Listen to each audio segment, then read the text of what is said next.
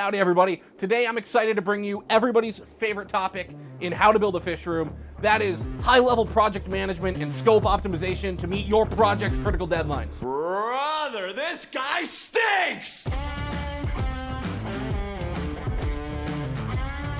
Howdy everybody, I'm Adam with Old School Aquatics. Today we're talking episode 2 in my How to Build a Fish Room series. This is scope and this is project management. It's the time to talk about it. We have not talked about design or any of the build out stuff. This is the time to talk about scope. I know it's not everybody's favorite topic, but I actually do have a master's degree where we talked a lot about this here. I do it for work, and I actually do think this is a very critical part of this whole ensemble and everything that's to come. So if you'll bear with me, I'll try to make it entertaining. I'll try to talk through it actionably, things that actually matter. I'm going to define scope. I'm going to explain why I picked what I picked, thoughts and opinions for why you should pick what you're going to pick. Let's run it down. All right, so before we can jump into scope, let's define project management really quick.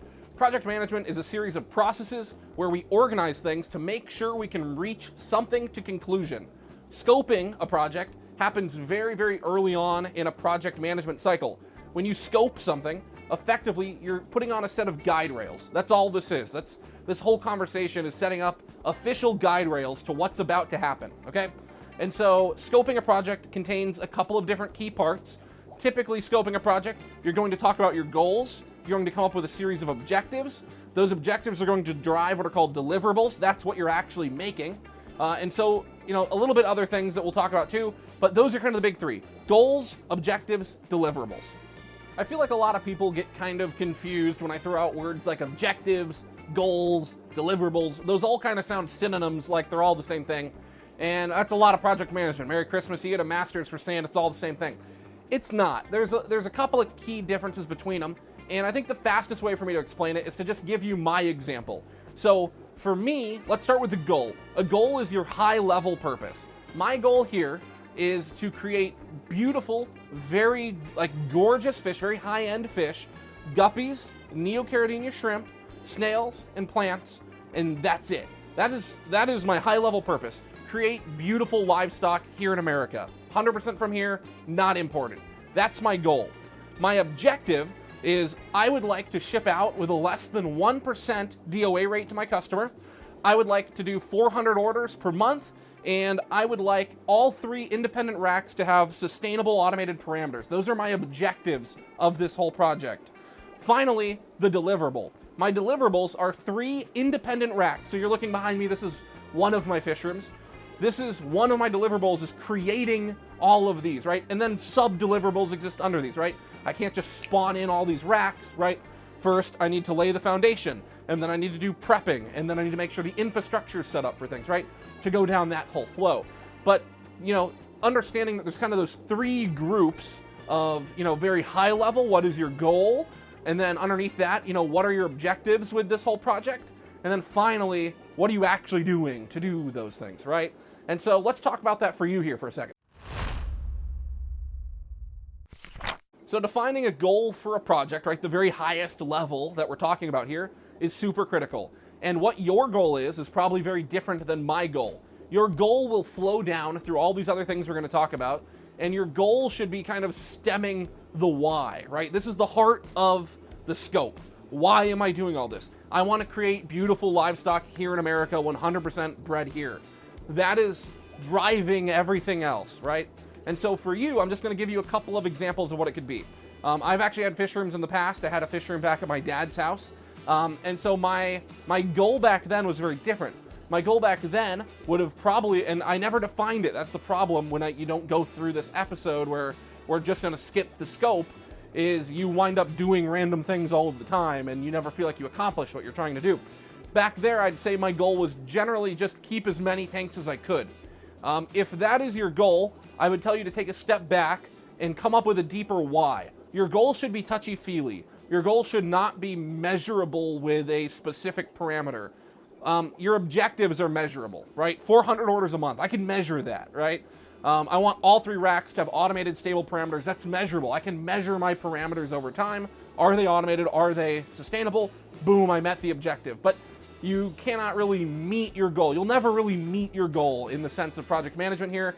Others may disagree with me, the more advanced project management people might, But I think for this conversation, as it pertains to fish, it's a very touchy-feely. A goal is, in general, I want to breed guppies, neocaridina shrimp, plants, and snails, right? And so if you are trying to breed something, define what you are breeding in your goal.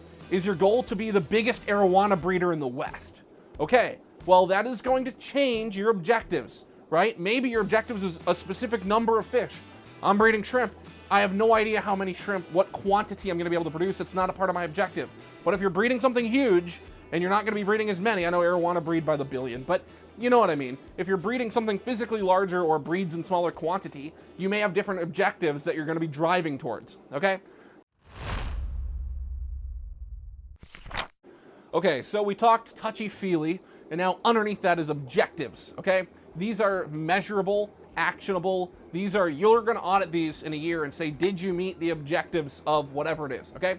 I'm an engineer, so I love these. And I feel like a lot of people that don't go through this whole scope exercise wind up with like, you know, the objective is to not kill all my fish. Okay, that's a dumb objective. Don't make that your objective. Seriously, I would suggest if you're going to invest this kind of time and energy into a project, grab a piece of paper, spend a couple hours, truly think of 10 different goals and pick, articulate what is your goal. Underneath that, put together those criteria for the objectives, right? And so I'll give you an example. I think it's, you heard my example. Let me give you a different example, right? Maybe you have a local club and that club has lots of live plants and nanotanks, and maybe you are into betta fish. So your goal might be, I want to breed beautiful betta fish and sell them at my local club, along with plants that can go with them. Maybe that's your goal, right? Maybe find a more articulate way than me off the top of my mind. That's the goal. The objective might be, well, I know my club meets every month, therefore, my objective would be, I want to spawn bettas every month. That's an objective. Or maybe I want 3 different breeding pairs of bettas at any given time. That's an objective, right? Measurable, actionable. It is absolutely dependent on your project. If you have questions about objectives or goals or any of these things, you can reach out to me. I can help you try to define them. But, in general, it's going to be driven from your goal. So we talked very touchy-feely. We talked actionable. Now let's talk deliverables. Physically, what are you going to touch that's going to do it? All right, deliverables. That's these things that exist in the real world. They're in the room with you right now, okay? Deliverables are effectively what are going to be your design requirements to some degree, okay? So before you go, and what's funny is I have my notebook right here, and I can show you the amount of pages I have in here of just drawings of invention ideas, of drawings of just, random Fishroom build-out ideas, of pages of me designing different rooms and spaces, and what if I put the racks like this, and what if I put the racks like this, and how high they have to be, and how big are they, and measuring out the tanks. You're probably already doing that, or you may have already done that, and I'm telling you, scoping these things is what should drive that, not the other way around, okay? So, what are the physical deliverables that you're looking for? In my case, my deliverables are one room, I want lots of different tanks. So that means I picked a 20-gallon, because these are all 20-gallon longs, by the way. I picked that tank size because I know what I'm breeding. Now, if you want to be the biggest arowana breeder in the West, you're going to need a lot bigger tanks. So don't pick these. Now, that's obvious to you as it comes to design, but it's not obvious as it pertains to your actual deliverable, okay? So for example, again, if you want to breed arowana, maybe you're going at it saying, well, I kind of want to do it inside for XYZ reason, therefore I'm going to use big indoor swimming pools in some kind of huge warehouse. Okay, it sounds like you already have made your design choice before you made your whole scope. And that gets dangerous, because there might be a cheaper, faster, more reliable, better solution that you could design for had you have come up with requirements ahead of time. So, again, my deliverables here are 3 independent systems. Why did I pick 3? Well, 1, 3 is a really pretty round number, and I like the number 3. The real reason is I wanted it to be more than 2, and 3 is what wound up working. So, I wanted to have something I could do for neocaridina shrimp, something I could do for guppies separate, and a bonus, right? So I have a big rack here. This is all made for guppies. I could do shrimp in here too, but it's made for guppies. I have another rack over there that's specifically made for snails, okay? Now, could I do guppies in there? Sure. Could I do swordtails? Probably will. But it was made for something specifically. And then the last rack was for neocaridina shrimp, of course. So, you know, understanding what my goal is, and I've listed out my different species, that's driving my objectives, is to hit this number of orders. And I actually have written down business objectives that are more granular, right? But those objectives are going to feed into what do I actually want to build, right? And so for me, I came up with, I wanted about, you know, as many 20-gallon tanks I could fit in one system here. And the design told me that it wound up being about 70 tanks in here. And then the other room, I wanted 2 racks. And so then I just get to design what those 2 racks look like. The goal here, I say goal, that's poor in the project management world here. The deliverables that we're talking about here will drive design. They do not over-constrain design. Do not give yourself like the most granular, this is not design, right? This is still project management. Project management is not design. So we will talk about design, we'll talk about what goes into how high to make the tanks and how many you can fit and how many you can do on a span before you need supports and all that kind of stuff goes into design. But what this is talking about is still higher level. These are requirements for your design to effectively meet. And so, you know, those 3 things, goals, objectives, deliverables, those are what make up the meat of a scope within project management. But there's a couple more things still yet to talk about. Specifically, we're going to talk about effectively excluding stuff versus including stuff, and then giving yourself some standards to work off of.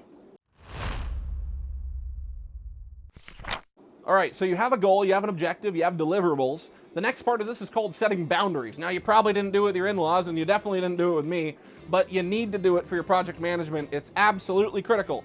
Boundaries are what's saying what's allowed and what's not allowed. And for project management, that is what is going to keep you from running over everything, from boiling the ocean effectively, right?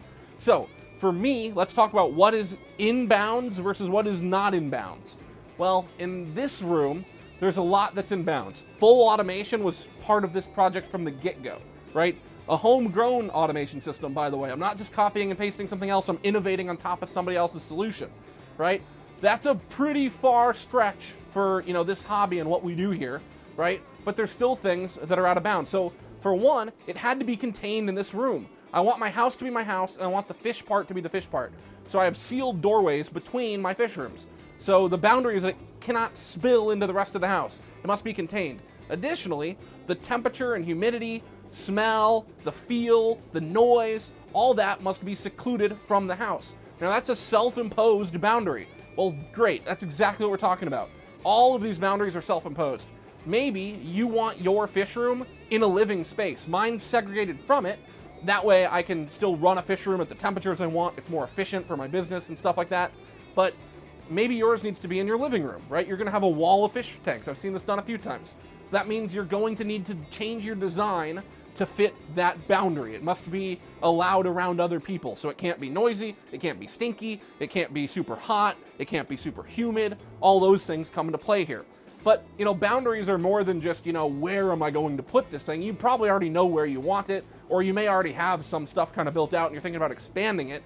The boundaries of, excluding what is not in scope here is very, very helpful. Let me give you an example of where I kind of went wrong setting a boundary. It's actually right behind me, and that is all of this, you know, HVAC work I did.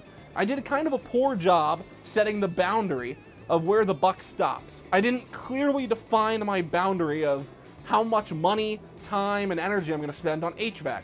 Now, I knew I wanted something better than my little window AC unit here, and I know that humidity is gonna be a huge problem, and I don't wanna ruin the house, right? But by not clearly defining it, I probably wound up spending double what the minimum necessary was for me on HVAC, right? So, that is just word of advice for you guys. Obviously, if you're doing it in your house, you don't want to make mold, you don't want to damage your house, you don't want to cause those kinds of things, right? But it's still worth considering what is, you know, in scope versus exclude something and say it's out of scope. For example, in this room, we have carpet. Flooring was out of scope. I'm not ripping up the flooring out of my house. I'm not going to pour a concrete and then do some kind of thing where I slope it for a drain, pour in new drains. We looked at all that. We checked it out. It would have been 20 grand. and I could have done epoxy flooring with slope and built-in drains. It would have been bitchin'. I could have just overflowed right on the floor. It would have gone down. My next system, I'd love it. It just, for 20 grand, it doesn't make sense to do it at this scale. Therefore, it's out of scope. That's the boundary. Cool? So for yours, you got to come up with what's in boundaries, what's not in boundaries, as it pertains to whatever your space is. The next part that we're going to talk about is equally important. Let's get into it. All right, bear with me here. I know we've talked a lot. We're getting towards the end. Now we're going to talk about general project limitations. This is where you will define what is your budget, generally speaking, right? Put a round number on it, right? What is the amount of time you want this to take? And generally, what resources are you utilizing, consuming, or, worried about? So for me, a big question was time. I work, 40, 50, 60 hours a week, depending. I have other commitments. Additionally, I was doing a master's degree when I started this whole thing. This is still my first house. We still have to set up a living room, a kitchen, a bed. We're still doing all this stuff. And at the same time, fish is my life. I spend 40 hours a week doing fish. So the question, my biggest resource was my own physical time. How much time can I spend doing it? And that actually wound up changing the timeline of this whole project. Originally, I thought this would be about a 6-month project. Turned out, I'm rounding out, this is over a year after, at time of filming right now, only by a couple days. We just had our 1-year anniversary back at the house set up, and I have air, so we're really getting there. But it took a year to get to this point where I'm at now. And so define what you think it's going to take. Define your resources you have, available to you. Maybe you have kids that are willing to help. Maybe you have family members that are willing to help. Maybe you have best friends that are super capable and able and have time. Define those resources, figure out what is limiting your, Fishroom goals, and, you have to manage those. Don't just manage budget because that's what everybody tells you. Maybe money is no object. Probably is a consideration. Budget is a consideration to most. So that's why I kind of included it there.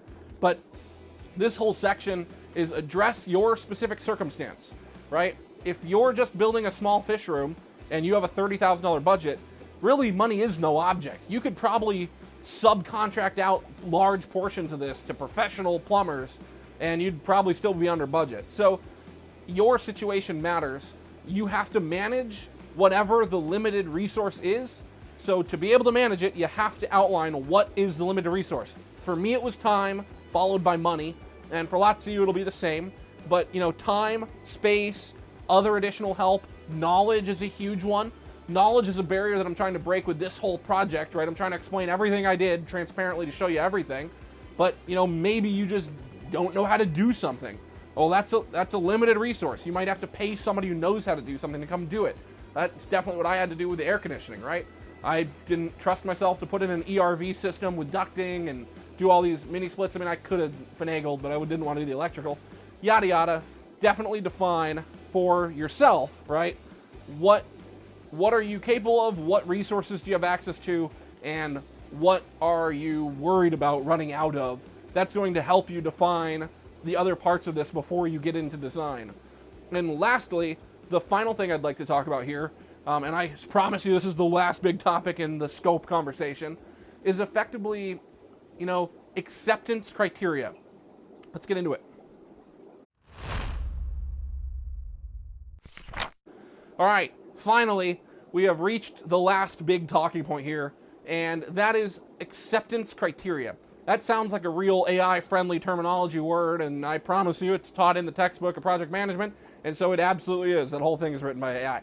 But the things to note about acceptance criteria is it's effectively setting a standard for what work you're about to do. And so I think this one is an interesting one because nobody really talks about it. We're constantly managing a budget. And so a lot of people just be like, well, I have a limited budget, and the budget is just going to be what I wind up doing my work like, right? If I had more money, I would do it better, but if I don't have much money, I'll do it cheaper. I think that's a dumb way to go about it. You can achieve a very, very high quality product, right? And namely, what I'm talking about here is I have all brand new tanks. They are all painted on all the different sides that I wanted painted. They all have lids. They are all individually plumbed. All of my filters are new. All my airline is new. All of my lights are new. All my cinder blocks are new. All my wood is brand new. I painted all my wood. All of that kind of stuff is the quality of work. Now, I set my standards for this fish room fairly high. Not insurmountably so, right? You can see I still have some slack in my airlines. Things are still a little messy here or there, right? You can see that not everything is perfect. They're not all cut to the same height. My water level on different tanks varies, you know, tank to tank a little bit. My quality of work is, in my eyes, this is like an 8 out of 10. It's not a perfectionist dream, but it's very high quality. It's done very well using new materials, really. And so the question to you about your acceptance criteria is, how much of a perfectionist do you want to be, right? I've seen people do lots of systems where they put curtains up because they don't want to see the light. That's a question, right? Do you want a system, because you're going to be getting into them all the time, possibly if you're a breeder, right? How much do you want to do that, right? Another part of this whole thing is effectively your standard of work, right? Now, I'm not precisely the smallest shrimp in the bin, right? My arm ain't precisely miniature, but I like having almost a foot of working room. I have 8 inches, 9 inches of working room, sometimes a whole foot of working room above every level. I see people like Lucas R. Bratt's dude's wicked. He stacks them like cordwood. I mean, now his wrists are a lot smaller than mine, I'll give him that. But it's not, to me, sustainable or scalable for my level of, you know, I want to get in there and play with stuff. I'm catching stuff all the time. I need employees to be able to do so. So it doesn't fit my level of acceptance criteria.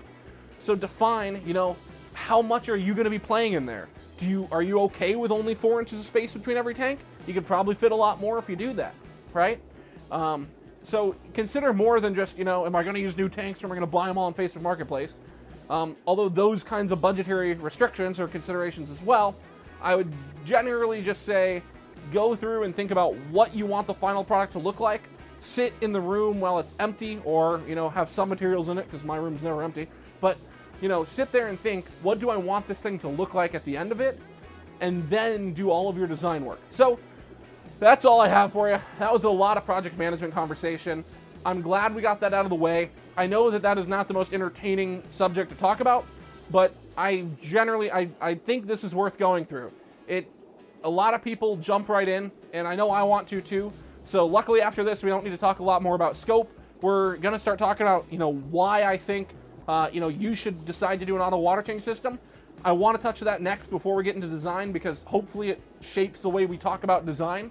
But then we're talking design. I'm going to talk about the considerations of design of a fish room, the considerations of where a fish room can go and where it can't go, and how it looks and what it looks like. So all that's to come. And then, of course, my how-tos on how to drill glass fish tanks and paint tanks and how I did this and how I did that. That's all to come.